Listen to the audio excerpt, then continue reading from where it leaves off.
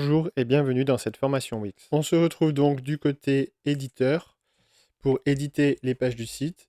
Donc, comment se compose cet éditeur? Nous avons deux bandeaux, un bandeau horizontal et un bandeau vertical qui vont tous les deux nous servir pour naviguer et créer de nouvelles pages. Donc, dans le bandeau vertical, nous avons d'abord la disposition de toutes les pages du site. Nous avons les vues récemment, donc les 3 dernières consultées. Nous avons ensuite les pages statiques, donc accueil, mairie. Alors quand elles sont décalées un petit peu comme ça, c'est pour dire que ce sont des sous-pages. Par exemple, ici, quand je vais dans mairie, j'ai démarche administrative et calendrier annuel. Ce sont des sous-pages de mairie. Donc c'est pour ça que ici, ces petites pages, elles sont légèrement décalées. C'est pour montrer que ce sont des sous-pages de mairie. Donc ensuite, on a les actualités, promenons-nous, tourisme avec ces 3 sous-pages. Et nous avons, voilà, ensuite toutes les pages qui sont pas présentes dans le menu, mais qui existent via des liens en bas de page ou ailleurs. Ensuite, on a les pages de blog. Donc les pages de blog, c'est un peu spécial vu que ce sont du blog. Donc on a la page actualité et la page post. L'une qui regroupe tous les posts et l'autre qui est spécifique à chaque post. Donc on va regarder ça. Voilà, donc la page actualité, c'est celle qui regroupe tous les posts. Et si je vais sur la page post, c'est la page de un post en particulier. Et on a en dessous les pages dynamiques. Donc les pages dynamiques, ce sont celles qui se réfèrent à une base de données. Donc c'est ce qu'on a vu précédemment. Tout ce qui est géré dans les bases de données, ce sont voilà, tout l'annuaire. Alors là, il y a un petit temps de chargement. Voilà, tout l'annuaire est géré sur cette page-là. Donc ça, c'est la page générale, la page All. Et ensuite, la page spécifique à l'entreprise sélectionnée, c'est celle-ci. Donc là, on voit qu'il y a un nouveau petit menu qui s'affiche quand on est sur une page dynamique qui permet de choisir l'occurrence, donc par exemple Brand Ludovic, et de voir l'aperçu. Donc au lieu de nous charger la première, il va aller nous charger Brand Ludovic. Donc lui, on voit qu'il n'a pas de photo, c'est pour ça qu'elle ne s'affiche pas. Donc ça, c'est une photo par défaut de Wix pour nous montrer quand on est dans l'éditeur, mais bien évidemment, elle ne s'affiche pas une fois en ligne. C'est juste une photo d'exemple. Et ça, c'est l'élément qui permet de faire le lien avec la base de données, qui permet de lui dire à quelle base de données se raccorde chaque élément. Donc ça, c'est pas un élément qui est visible du côté client, c'est uniquement du côté éditeur. Euh, donc voilà pour la navigation des pages, tout se passe ici. Et si vous voulez, alors on va faire un petit exemple sur accueil. Voilà, si vous voulez, vous pouvez gérer les pages. Et là, ça vous ouvre le menu, la disposition du menu. C'est à cet endroit-là que vous pouvez intervertir. Si vous voulez que Promenons-nous se passe devant actualité, voilà, c'est ici que vous pourrez le changer. Si vous voulez mettre une sous-page, vous la décalez légèrement. Il y a un petit bras qui vient se rajouter. Et vous pouvez l'enlever comme ceci. Donc c'est très facile à gérer. Et voilà, donc celles qui ne sont pas visibles, en fait, ce sont celles-ci. Voilà, des petits yeux qui sont barrés. C'est pour montrer que les pages ne sont pas visibles dans le menu, mais elles sont accessibles via des liens. Donc ici, voilà, on a les 3 petits points de suspension et on peut, il y a plusieurs choses. Il y a modifier les paramètres SEO, modifier l'arrière-plan de la page, etc., etc. Donc on va juste jeter un petit coup d'œil aux paramètres. Donc les paramètres, c'est le nom de la page, si on veut qu'elle soit présente dans le menu ou non.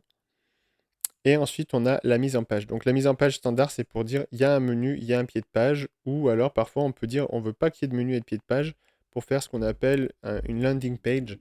Quand on a un emailing qui redirige sur une page, on veut souvent que ce soit une landing page. Donc voilà. Les permissions, ça en général, c'est toujours tout le monde a accès à tout. On peut restreindre l'accès des pages à certains membres du site uniquement, mais là, on n'a pas d'inscription sur le site. On n'a pas de formulaire d'inscription, donc ça va pas être intéressant. Et ou pour les détenteurs de mots de passe. Ensuite, on a la base SEO. Ça, c'est ce qui va permettre à Google de savoir ce qu'il affiche dans son annonce. Donc là, il affiche accueil Schoenheim Mairie. et en dessous le petit texte de description. Donc si vous voulez le changer, c'est là que ça va se gérer. Donc tout ça, c'est pour le page du site. Donc voilà, soit on y a accès par là, par page et menu, soit on y a accès par ici en faisant gérer les pages. C'est les mêmes raccourcis, ça arrive au même endroit. Donc pour continuer dans ce bandeau-là, avant de passer à celui-ci, on a donc la version desktop. Donc ça, c'est comment s'affiche le site sur mon ordinateur. Et on a ensuite la version mobile. Donc voilà comment s'affiche le site sur mobile. Donc là, si vous voulez effectuer des changements, par exemple, je vois le texte de bienvenue, il est peut-être un peu collé, donc je vais le décoller, je vais le rétrécir un peu. Pareil pour celui-là. Donc on peut modifier les choses comme ça, juste en sélectionnant et en modifiant un peu les proportions. Donc tout ce que je change du côté smartphone ne se répercute pas du côté desktop. C'est bien uniquement pour le smartphone que cela s'opère. Donc par exemple ici je vois que la photo est un peu trop rognée. Donc quand je fais une première sélection, j'entre dans la bande et cette bande est composée de 2 colonnes. Donc là elle s'affiche en ligne parce qu'on est sur mobile, mais normalement ce sont des colonnes comme on l'a vu sur la version desktop. Donc il faut bien que je clique une première fois sur la bande et une deuxième fois pour entrer dans la colonne pour pouvoir ensuite l'agrandir. Voilà, et en l'agrandissant, la photo se remet correctement. Donc dans la version mobile, par contre, vous ne pourrez pas changer le texte. Vous pourrez uniquement agir sur sa mise en forme, puisque le texte est défini sur la version desktop. Mais ici, vous pourrez choisir de l'afficher plus ou moins gros pour que ça s'adapte mieux au mobile. Vous pourrez aussi choisir de masquer ou d'afficher des éléments. Par exemple, sur cet élément-là, si vous ne voulez pas mettre l'image, vous pouvez simplement la masquer. Hop. Donc les éléments masqués, on les retrouve ici. Donc on voit qu'il y a 2-3 petites choses qui ont été masquées. Donc une colonne, la colonne 2. Voilà, alors ça en fait c'était une colonne blanche, c'est pour ça qu'elle a été masquée. Et la colonne 1, c'était pareil, une colonne blanche. C'est pour ça qu'elle a été masquée. Et j'ai masqué aussi mon petit texte de copyright. Alors j'aurais pu peut-être simplement diminuer un peu le copyright plutôt que de le masquer. C'était peut-être tout aussi bien. Je vais le redescendre un peu. Hop. Alors si vous le déplacez, vous pouvez le faire à la souris ou avec les flèches de direction présentes sur le clavier. Voilà, c'est peut-être mieux comme ça. Voilà pour la version mobile. Donc là, on a un menu spécifique au mobile. Celui-ci, on n'a pas besoin de le changer. Ben voilà, je pense que c'est à peu près tout pour la version mobile. Il n'y a pas grand-chose d'autre à dire. Si vous voulez déplacer des éléments, il y a juste à les sélectionner, les déplacer. Et voilà. Donc on va revenir sur la version desktop. Donc voilà, ici après on a l'adresse du site. On a annuler et rétablir les actions si on se trompe. Et ici on a le zoom arrière. Donc le zoom arrière c'est intéressant parce que ça permet de pouvoir déplacer les bandes très facilement en haut ou en bas. Par exemple, si je me dis celle-ci, finalement, je voudrais qu'elle passe après celle-là. Donc je la sélectionne, je la déplace sur le bas, et voilà. Et c'est de cette manière-là, en utilisant le dézoom, qu'on va pouvoir échanger les positions des bandes. Donc là, je vais la remettre sur le haut. Donc voilà le zoom. Après, on a juste à cliquer pour revenir en 100%. Ensuite, on a les outils. Donc là, normalement, si vous ne l'avez pas coché, il faudrait le cocher. C'est la barre d'outils, c'est celle qui apparaît là derrière. C'est elle qui va permettre de pouvoir faire des copier-coller, de pouvoir aligner les objets les uns par rapport aux autres, ou de les organiser, de faire qu'il y ait un objet qui passe devant un autre. Voilà. Alors dupliquer, ça évite de faire copier puis coller directement, ça fait un copier-coller en une seule fois. Voilà pour les outils. Qu'est-ce qu'on a d'autre? Les calques, c'est pour savoir quels éléments passent les uns au-dessus des autres, mais sur l'ensemble de la page. Ensuite, on a les règles. La règle, alors on la voit, elle est là en semi-transparent. Donc on n'est pas obligé de l'afficher, on en a assez rarement besoin. Et on a aligné sur les objets. Donc ça, c'est ce qui permet d'avoir des petites lignes qui vont nous dire si l'objet est aligné par rapport à un autre. Donc si je le mets au centre, vous voyez qu'il y a une petite ligne qui s'affiche, c'est pour dire c'est bon, là, l'objet est bien centré par rapport à l'autre. Et si je le descends un peu, voilà, on voit qu'il y avait une ligne horizontale pour nous dire que le milieu de cette bande correspond bien avec le milieu de cette zone de texte. Donc là, on sait qu'on est centré dans les deux sens. Donc si on ne l'était pas, il y a deux solutions. Donc soit on le déplace et on le met au centre comme ça, soit on vient sur les petits outils d'alignement, hop, et ensuite, hop, voilà. Et là, il est centré. Alors là, vous avez vu, je viens de cliquer sur alignement, aligné à droite, et il ne s'est pas aligné totalement à droite. Si je fais aligner à gauche, il ne s'aligne pas totalement sur la gauche. Alors pourquoi il fait ça? C'est normal. C'est parce que, en fait, ça, c'est une colonne de la bande, et cette colonne, elle possède des marges. Des marges, là on les voit, quand je le positionne comme ça, les marges sont grisées. Donc ces zones grisées, c'est pour nous dire qu'il ne faut pas placer d'éléments dans cette zone-là. Si je place un élément dans cette zone, c'est qu'il risque de ne pas être visible pour les tablettes. Donc voilà, Wix nous avertit, nous dit, vous avez fait glisser un élément en dehors des grilles. Certains de vos éditeurs ne le verront pas. Donc pourquoi il dit ça? C'est parce que quand, là on est sur la version desktop, mais quand on passe sur la version tablette, en fait, il va rogner l'espace de ces zones grises. Donc, c'est pour garder uniquement visible tout le texte qui sera dans la zone blanche. Donc, la zone blanche, c'est ce qui sera toujours visible, y compris sur tablette. Et la zone grise, ça sera la zone qui sera réduite quand on va passer sur tablette. Donc voilà, cette notion, elle est très importante parce que si vous positionnez des textes ici, là, on a l'impression que tout sera visible, mais une fois qu'on va passer sur tablette, toute la partie gauche du texte va être coupée. Donc bien toujours rester dans les zones blanches. Voilà. Donc ça, on va le voir. Alors, je vais finir d'abord les outils. Les outils, c'est bon, et ensuite rechercher, et c'est quand vous voulez faire quelque chose et que vous savez plus où ça se trouve, vous tapez dans la zone de recherche. Si je veux par exemple faire Uniframe, alors ça, vous n'aurez jamais à en faire, mais c'était pour vous montrer. Voilà, on va aller chercher dans intégration, et là, il va nous dire exactement où est-ce que ça se situe. Ça se situe dans le plus, dans code d'intégration, dans intégration populaire et dans intégration HTML. Si vous ne savez plus où se trouvent les choses, vous les tapez là et ça vous le dit. Donc on va regarder maintenant le menu vertical. Donc dans ce menu vertical, on ne va pas tous les faire. Donc celui-ci, on l'a déjà vu, c'est les pages et menus. Celui-ci, c'est pour ajouter la majorité des éléments qu'on va vouloir ajouter, ça sera là-dedans. Donc on peut ajouter des textes, des titres, ça c'est les principaux.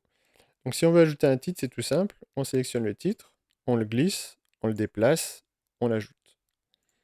Alors s'il est trop gros, on le sélectionne, on lui dit on ne veut pas le titre 3, on veut le titre 1, et voilà. Donc les éléments texte, alors là c'est un élément titre, mais c'est pareil avec les éléments texte, c'est toujours pareil, on a le thème, alors je vais prendre un élément texte, ça sera plus parlant. Le thème, donc si c'est un paragraphe ou si c'est un titre, et quel niveau le titre a, si c'est un titre très important, titre 1, etc. etc. Donc ça c'est le thème. Ensuite on a la police, donc là c'est la Avenir Light, la taille de la police, et ensuite on a toute la mise en forme, c'est-à-dire gras, italique, souligné, la couleur de la typographie et la couleur du surlignage. Et ça c'est si on veut lui mettre un lien. Alors le lien, si je sélectionne rien, vous voyez qu'il est grisé. Donc pour l'utiliser, il faut bien sélectionner une zone et ensuite lui dire c'est là qu'on va appliquer un lien. Donc pour faire un lien, c'est très simple. Voilà, on double-clique, on sélectionne le lien. Et on peut lui dire, donc aucun c'est quand il n'y a pas de lien, quand on veut supprimer le lien qu'on a fait. Et on peut lui dire qu'on veut un lien sur une page, par exemple, donc une page de notre site, qu'on va aller sélectionner. Et une fois qu'on a sélectionné cette page, on a deux options. On peut lui dire comment l'ouvrir. Est-ce que je l'ouvre dans une nouvelle fenêtre ou est-ce que je la garde dans la fenêtre actuelle? Donc si on fait un lien sur un PDF, par exemple, on va vouloir lui dire que ça sera dans une nouvelle fenêtre pour ne pas perdre la navigation actuelle. Donc ça dépend de ce que vous voulez faire, ça va être ici que ça se gère. On peut lui dire qu'on va vouloir rediriger sur une adresse web, sur une adresse qui n'est pas dans notre site, sur un autre site par exemple. On peut lui dire sur une section, encre. Donc ça, c'est quand on veut rediriger à un endroit bien précis de la page. Si je voulais rediriger pile au milieu de la page, d'abord je crée une encre et ensuite je viens faire mon lien qui va rediriger sur cette encre. Donc par exemple, ici, alors je suis pas sûr qu'il y ait beaucoup d'encre. Ouais, il n'y a pas vraiment d'encre. Donc on va pas pouvoir l'illustrer, mais il faut d'abord créer une encre avant de l'utiliser. Ensuite, on a le haut ou le pied de page. Si on veut faire un lien qui va directement au pied de page, c'est ce que j'ai utilisé par exemple pour le bouton contact. Quand on clique sur contact dans le menu, ça nous renvoie directement au pied de page. On peut faire un lien sur un fichier. Donc par exemple, les comptes rendus municipaux, on peut venir en sélectionner un, faire ajouter à la page, et quand on cliquera sur ce lien, on téléchargera le compte rendu municipal. Donc ça, c'est un lien, il faut bien d'abord uploader sur l'espace de stockage de Wix votre fichier. Ensuite, sur un email, si vous voulez rediriger sur votre boîte mail, sur un numéro de téléphone ou sur une fenêtre. Alors, il n'y a aucune fenêtre de créer dans le site, donc ça, on ne va pas l'utiliser. Donc là, je vais faire annuler, je ne veux pas faire de lien sur le mot commune. Et ensuite, eh ben, on a toutes les options de mise en page assez communes qu'on retrouve dans tous les traitements de texte. Les effets, si on veut, un petit effet d'ombrage, etc., etc. Je ne vais pas rentrer dans tous les détails, c'est des choses assez communes. Donc ici, je vais supprimer mon titre 3. Donc pour supprimer, je sélectionne et j'appuie sur supprimer. Et lui, je vais le recentrer. Donc pour centrer, hop, hop, voilà. Donc qu'est-ce qu'on a d'autre? Donc ça, c'était les textes. Donc voilà, on a plusieurs types de textes. Et pour les textes, on a même des textes réductibles avec un petit lisez plus, read more, etc. Et les textes normaux, donc là, c'est toujours pareil. On a juste à faire glisser et déplacer. On modifie notre texte et c'est bon. Ensuite, on a les images. Donc les images, ça va être depuis un ordinateur. Si vous ne l'avez pas encore uploadé sur l'espace Wix, vous allez cliquer là, vous allez importer vos fichiers, sélectionner votre image, l'enregistrer dans l'espace Wix. Vous pouvez le faire aussi en glisser et déplacer, en déposant directement votre image là-dedans. Et ensuite, ça va donc vous le mettre dans l'espace de stockage Wix, qu'on retrouve ici également. Et vous n'avez plus qu'à sélectionner votre image, ajouter à la page, et elle s'ajoutera. Donc voilà, c'est à peu près tout ce qu'il y a à savoir. Ça, c'est la liste des images du site, et ça, c'est la liste des images de Wix. Wix qui propose énormément d'images libres et gratuites. Donc ensuite, on a les boutons. Si vous voulez ajouter un bouton avec rollover, il y a énormément de boutons disponibles. Je vous laisserai regarder ce qu'il y a. Donc on a ensuite les bandes. Donc pour ajouter une bande, ça va être ici. Donc là, je ne vais pas le faire en exemple sur cette page parce que les bandes sont déjà toutes collées les unes aux autres. Donc je vais changer de page pour vous montrer ça.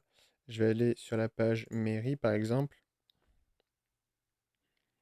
Donc voilà, mairie en fait il n'est pas organisé en bandes parce qu'il est moins complexe, il y a moins d'images, etc. Donc pour vous montrer, si je veux ajouter une bande, donc déjà je vais décaler mon contenu. Hop, voilà. Alors ça, c'est les liens des bases de données. C'est des éléments qu'on voit uniquement côté éditeur. On ne les voit pas côté client, donc vous inquiétez pas, ce n'est pas des choses visibles. Donc pour ajouter une bande, on vient ici, on fait bande, on prend la bande qu'on veut ajouter, on la glisse, on la déplace et on l'ajoute comme ça. Voilà, on peut l'agrandir, on peut la déplacer. Donc une fois qu'on a fait une bande, on va gérer sa mise en page. On va faire ajouter une colonne éventuellement pour en avoir deux. Donc ça, c'est comme ça que j'ai géré la page d'accueil. Ensuite, on va pouvoir modifier l'arrière-plan, lui dire qu'on n'en veut pas, etc. Et donc c'est là, quand on met notre nouveau texte, hop, voilà, on voit bien ajouter, attacher à la colonne, donc il est bien à l'intérieur de la colonne, et ne pas le mettre dans les zones grises. Donc voilà comment les bandes permettent de gérer la construction de la page. Et ce qui est intéressant avec les bandes, c'est qu'elles sont automatiquement responsives. La colonne de droite va se mettre en dessous de la colonne de gauche quand on passe sur mobile. Voilà pour les bandes. Donc c'est assez facile à gérer. Donc vous avez les mises en page. Si vous voulez ensuite que votre texte soit à gauche ou à droite, alors c'est vrai que ça sera peut-être plus parlant si je fais comme ça. Donc là, par exemple, ce que je voulais vous montrer, voilà. Si je mets mon texte à droite, il est sur la droite de la zone visible. Donc si je vais sur mise en page, la zone visible, on peut la décaler. On peut dire que la zone visible, elle est que sur la droite. Vous voyez, maintenant, c'est le bandeau gris, il est sur la gauche. Et inversement, si je veux qu'il soit voilà, sur la droite, maintenant, c'est la zone grise qui est sur la gauche. Donc voilà comment on peut un petit peu gérer les mises en page si on ne veut pas forcément une composition centrale. On peut donc voilà modifier l'arrière-plan, soit lui mettre une couleur, soit lui mettre un dégradé. Donc une fois qu'on est dans couleur, on peut choisir dégradé ou un dégradé fluide. Donc ça, tout ça, c'est dans couleur. Soit on peut lui sélectionner une image, donc soit une image de Wix, soit une image qui est déjà présente sur le site, une image personnalisée, soit une vidéo. Et vidéo, c'est pareil, Wix possède énormément de vidéos. Donc quand on est en mode éditeur, les vidéos ne sont pas lues pour éviter de faire ramer le site. Mais une fois qu'on passe en aperçu, la vidéo est lue. Voilà.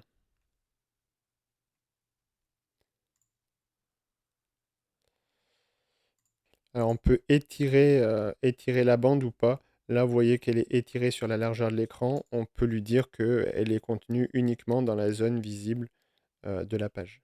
Parce que les zones visibles, c'est également valable pour la page, évidemment. Donc la page, on voit, elle est construite uniquement dans la zone centrale. Et si vous déplacez un élément, il ne sera pas visible sur tablette. C'est pour ça qu'on utilise beaucoup les bandes pour pouvoir avoir des zones sur écran qui font la totalité de la largeur. C'est là tout l'intérêt. Donc on peut aussi voilà, gérer les colonnes, lui dire bah, finalement celle de droite je la veux à gauche ou inversement, etc. On peut en avoir jusqu'à 5 et après modifier les colonnes. Voilà, on peut les supprimer facilement. Et on peut à tout moment lui remettre en étiré. Donc voilà comment organiser le contenu avec les bandes. Donc celui-ci, par exemple, là je vois que j'y suis dessus, donc pour vous en parler un peu. Donc ça c'est le contenu dynamique, c'est un tableau. Donc c'est-à-dire qu'il va se référer à la base de données qu'on a vue tout à l'heure. Et ce qui permet de faire le lien entre ce tableau et la base de données, c'est ce petit élément qui va lui dire le tableau, tu vas chercher dans cette base de données précisément et tu l'affiches de cette manière. Donc cet élément, il n'est pas visible pour les clients, il est uniquement visible pour nous quand on est en mode éditeur. Ensuite, les comptes rendus, c'est pareil, c'est un contenu dynamique. OK pour les bandes, j'espère que ça sera bon. Et ensuite, on a les éléments décoratifs. Donc ça, c'est un peu comme des images, sauf que ce sont des formes vectorielles. C'est-à-dire, si je veux avoir juste un carré ou un rectangle, je vais pouvoir l'ajouter ici. On peut à tout moment changer la forme de base, puis dire bah, finalement, je veux que ce soit un triangle. Et on a ces paramètres, si on veut conserver les proportions quand on les tire ou pas, et son design, quelle couleur on veut qu'il soit, etc. Donc ça, c'est pour faire des formes assez basiques. L'avantage de ces formes, voilà, c'est ce que je disais, c'est qu'elles sont vectorielles. Donc ce ne sont pas des pixels, elles peuvent s'agrandir et s'étirer à l'infini sans avoir de perte de qualité. Donc on a ensuite les boîtes. Les boîtes, c'est ce qui permet de ranger du contenu ensemble les uns avec les autres. Euh, Là, on voit que les élus et le tableau ne sont pas liés l'un à l'autre. Si je déplace les élus, euh, ça ne va pas déplacer le tableau. Alors que si j'avais organisé tout ça dans une boîte, lorsque j'aurais déplacé la boîte, tous les éléments auraient bougé les uns avec les autres. Donc, pour vous montrer ça, déjà, il faut que l'élément puisse rentrer dans la boîte. Donc, il faut le rétrécir. Et on va, voilà. Et on voit qu'il est écrit joindre à la boîte. Donc là, on est bien sûr qu'il est dedans. Et etc. Donc, après, je peux agrandir ma boîte, mettre ça à l'intérieur. Voilà. Et quand je vais bouger ma boîte, tout sera tout sera bougé en même temps. Donc voilà l'intérêt des boîtes. Je vais le laisser comme ça. Je vais remonter un peu. Je vais changer la couleur, modifier le design de fond. Et on va lui mettre personnaliser le design. Couleur. Alors soit je peux lui mettre voilà, une transparence à 100%, soit je peux lui changer directement sa couleur, on va le laisser en blanc. Et ça sera très bien. Voilà l'avantage des boîtes.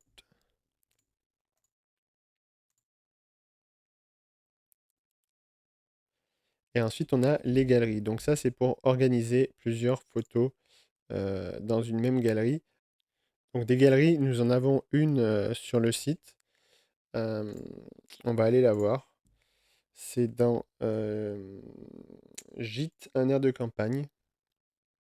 Donc voilà, la galerie, c'est celle-ci, Wix Gallery Pro. Donc on va regarder gérer les médias. Voilà, et là on a toutes les photos, les unes à côté des autres, et on va pouvoir gérer un peu. Donc la disposition, par exemple, si on veut la déposer à droite, à gauche, changer l'ordre, on peut faire ça juste en glisser-déplacer. On peut leur donner un titre. Donc là, par défaut, c'est le titre de la photo. Donc si les photos sont pas nommées, il va y avoir un titre un peu bizarre qui risque d'apparaître. Voilà, comme ça par exemple.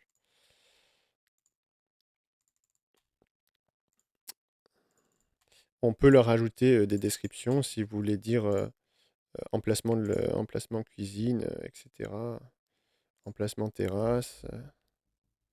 Donc vous pouvez ajouter des descriptions, des titres. Et tout ça, ça va se retrouver ensuite dans la galerie. Si vous voulez ajouter une photo, ça va être ici. Ajouter un média. Et on va ajouter une image. Et là, ensuite, vous allez dans... Alors, où est-ce que ça va être? Donc, essayez de bien ranger les photos. Par exemple, salle polyvalente. Bon, c'est pas celle-ci, mais c'est pas grave.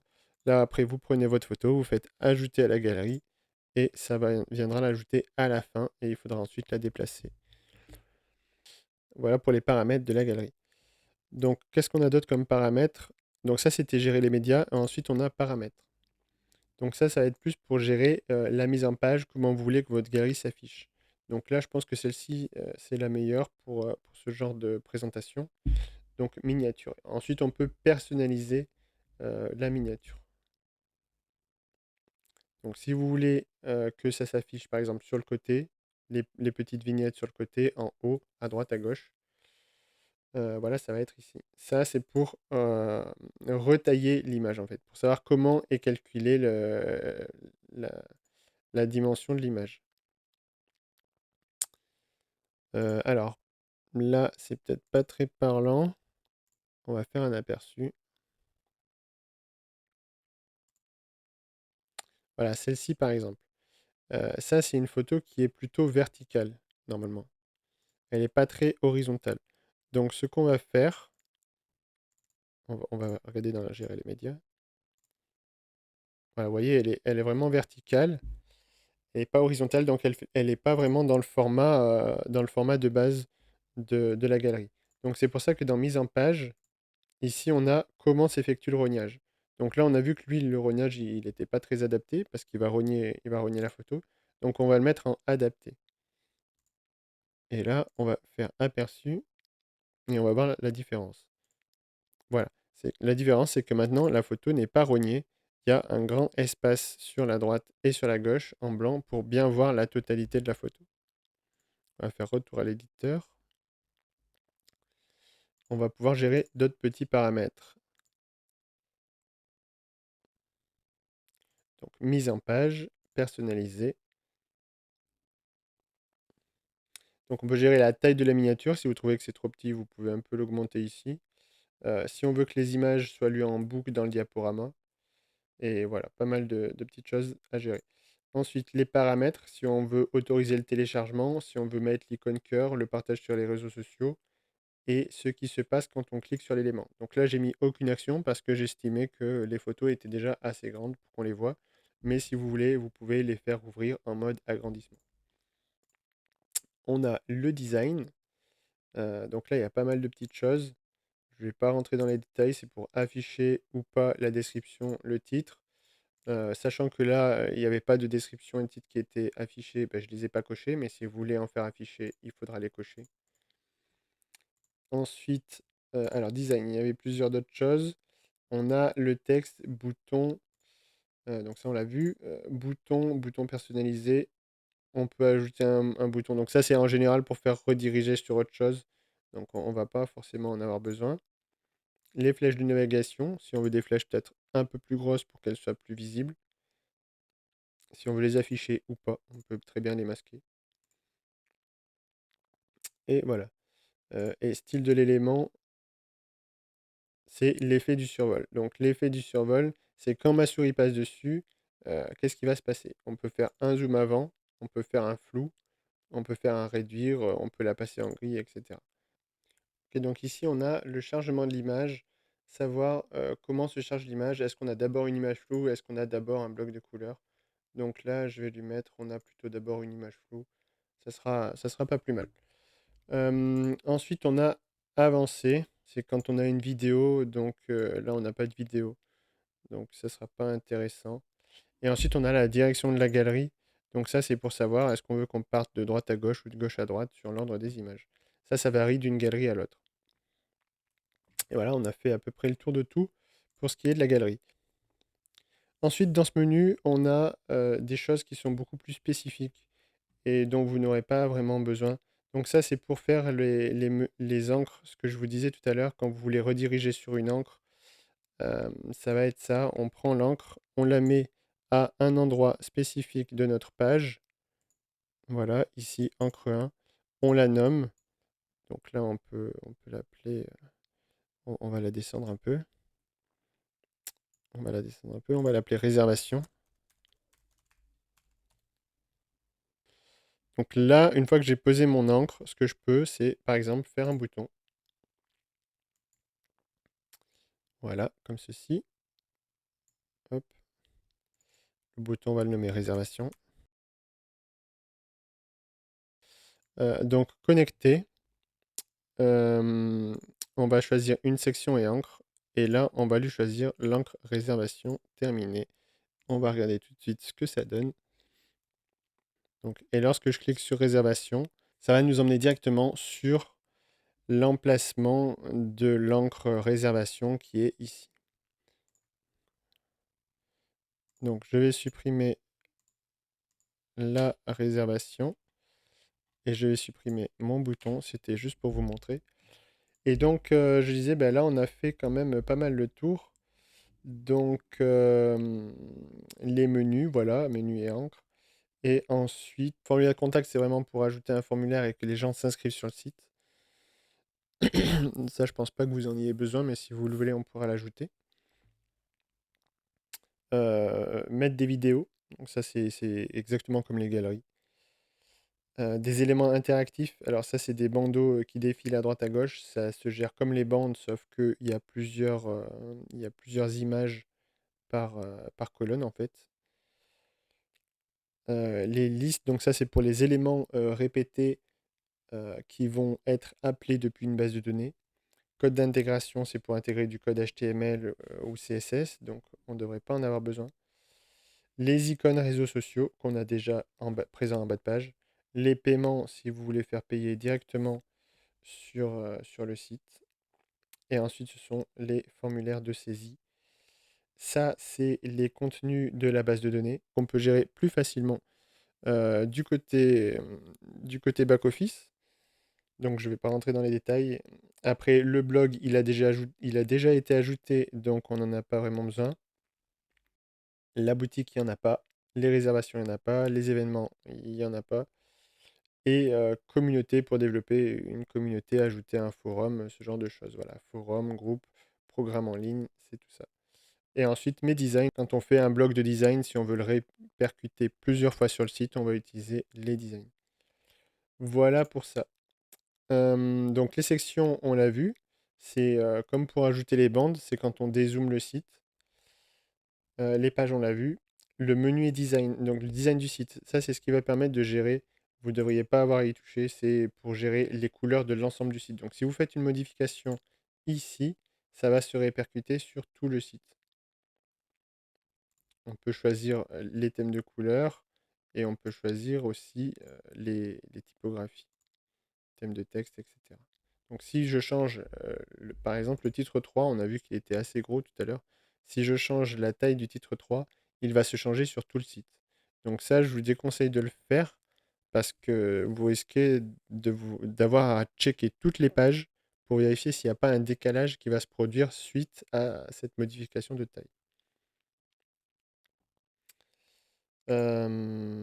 Voilà pour ça. Ça, c'est pour ajouter des plugins en fait. S'il y a une fonctionnalité bien spécifique que vous voulez ajouter au site, vous allez regarder dans les plugins si un plugin peut faire ça. Et ensuite, vous pourrez l'ajouter. Alors, les plugins, il y a un peu de tout. Il y en a qui sont gratuits, il y en a qui sont payants. Ceux qui sont payants, en général, ils ne sont pas faits par Wix, ils sont faits par d'autres sociétés. Donc, c'est pour ça qu'ils sont payants. Donc, il y a vraiment de tout. Si vous voulez une fonctionnalité bien spécifique, c'est là qu'il faut chercher. Ici, on a la liste de tous les médias qui sont sur le site. Donc, si vous voulez en uploader, ça sera par là. Ou vous pouvez, en général, l'uploader quand vous faites une galerie. Vous avez toujours un moyen d'uploader votre fichier. Donc ça, on l'utilise rarement. Les CMS, c'est les bases de données, les collections, voilà, annuaires, calendrier. Donc on peut y accéder ici, mais comme je disais, c'est mieux d'y accéder via le back-office. Et là, nous avons tout ce qui est marketing et référencement. Tout ça, en fait, ce sont des raccourcis qui vont vous mener sur ce qu'on avait dans le back-office. Donc au final, on n'en a pas vraiment besoin. Voilà, je pense qu'on a fait le tour de tout ce qui est essentiel à la modification des pages. Et je pense qu'avec tout ça, vous devriez pouvoir vous en sortir déjà pas mal. J'espère que cette formation vous aura été utile. Et si vous avez des questions, n'hésitez pas à me contacter.